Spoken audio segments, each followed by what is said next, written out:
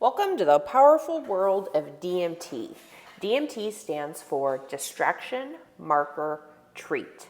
Distraction means anything in the environment. It can be a sight, a sound, a smell, anything that catches your dog's attention. It's really important to remember that you are not creating the distraction, the environment is. We're going to use the marker nice while working DMT. This is no different than clicking for a particular behavior or marking it with yes. We're just going to use nice because DMT is kind of a protocol of its own. I usually work with a variety of treats on hand. If we're working on something that's pretty simple, I just have the dogs DMT to their daily allowance of kibble. If it's something more challenging, I'll break out a much higher value reward. A lot of times I'll use shredded mozzarella cheese because it can be broken up into tiny pieces and the dogs seem to love it. Before I can take Bodhi out and do some actual DMT with the environment, I have to teach him that marker equals treat. So here I'm teaching him that nice equals treat.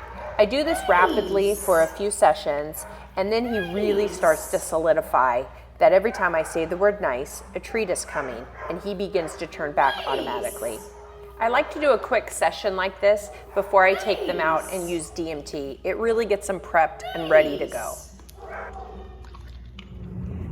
This is Fox. She's a pretty reactive little Shetland sheepdog. We're working outside with the construction crew.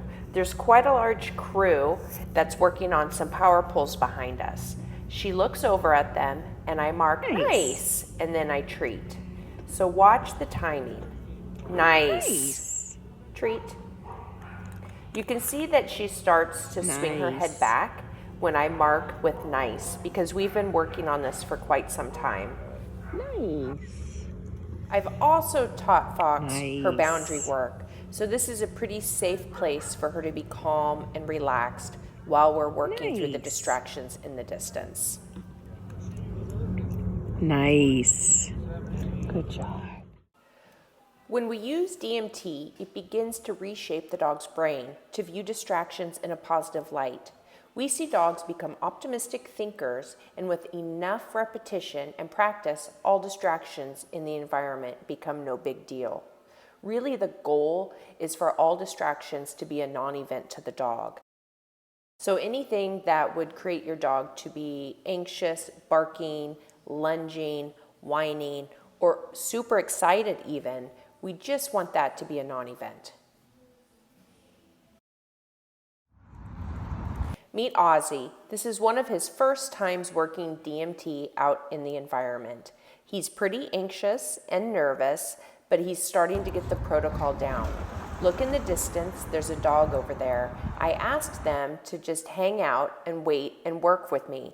I have no issue asking strangers to work with me on my dog training. Usually they're super excited to get involved. Every time he looks over, I mark it with nice, and then he turns back to take a treat. He starts to take the treats a little rough, so I move him to kind of get him focused on moving. That gets his brain moving. You can see here that every time he looks over, I mark nice, and then he looks back for his treat. He's doing a really great job with this dog.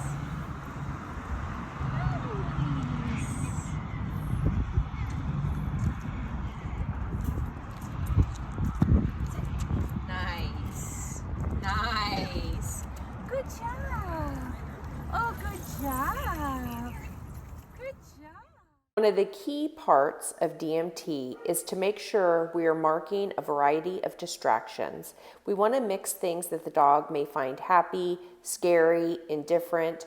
It prevents an association to negative distractions with the marker nice. So we really need to make sure we're marking everything in the environment at first, from a butterfly going by to a honk of a horn to something that's really difficult for your dog.